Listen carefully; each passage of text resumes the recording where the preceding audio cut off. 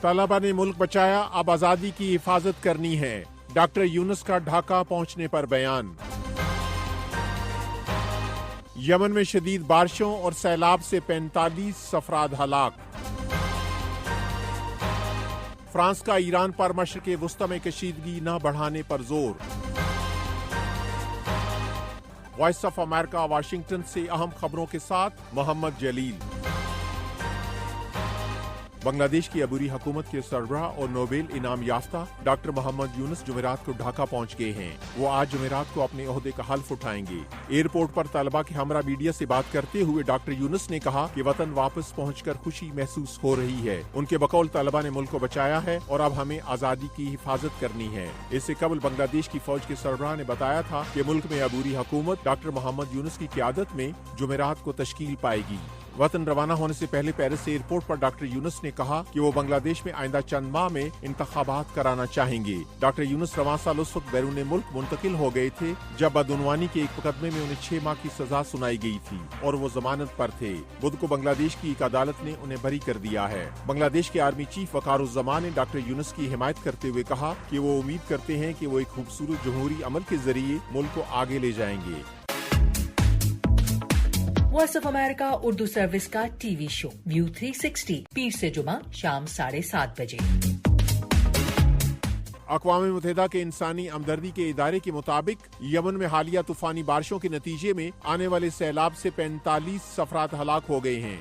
اقوام متحدہ کے مطابق یمن کے جنوب مغربی صوبے میں شدید سیلاب سے 15 افراد ہلاک ہوئے۔ ادھر یمن کے حوثی باغیوں کے زیر قبضہ حدیدہ علاقے کے گورنر نے بتایا کہ سیلاب میں 30 افراد ہلاک اور 5 لاپتہ ہیں۔ ان کا کہنا تھا کہ 500 سے زائد افراد بے گھر ہو چکے ہیں اور متعدد مکانات تباہ اور 7 سے زائد کاریں بہہ گئی ہیں۔ اقوام متحدہ کے ادارے کا کہنا ہے کہ سیلاب نے 10,000 افراد کو متاثر کیا ہے۔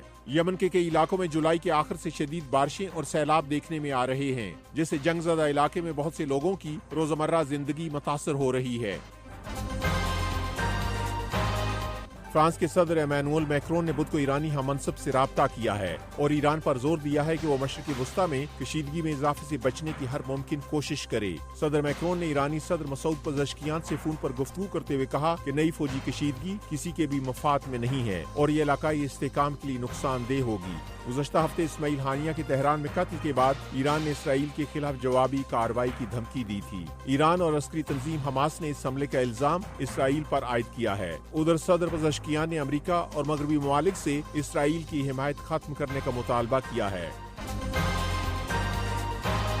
امریکی عہدیداروں کا کہنا ہے کہ غزہ میں جنگ بندی مذاکرات حتمی مراحل میں ہیں۔ امریکی عہدیداروں نے صدر جو بائیڈن کے قطر کے رہنماؤں کو دیے گئے پیغام کا اعادہ کرتے ہوئے کہا ہے کہ مذاکرات اب آخری مرحلے میں داخل ہو چکے ہیں اور جتنا جلد ممکن ہو سکے انہیں پایہ تکمیل تک پہنچایا جانا چاہیے۔ امریکہ کے محکمہ خارجہ کے ترجمان میتھیو ملر نے بدھ کو صحافیوں سے گفتگو کرتے ہوئے کہا کہ ہم واقعی سمجھتے ہیں کہ ہم ایک معاہدے کو تشکیل دینے کے آخری مرحلے میں ہیں۔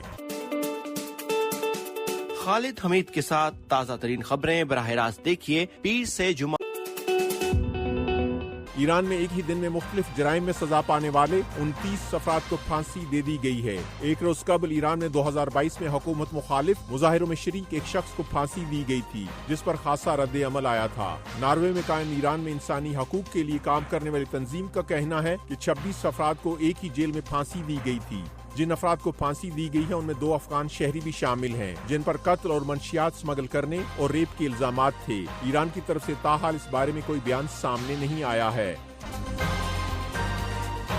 وائس آف امریکہ واشنگٹن کی اردو سروس سے خبروں کا یہ بلیٹن اب ختم ہوتا ہے۔ میں ہوں محمد جلیل اور ایڈیٹر تھے عدیل احمد۔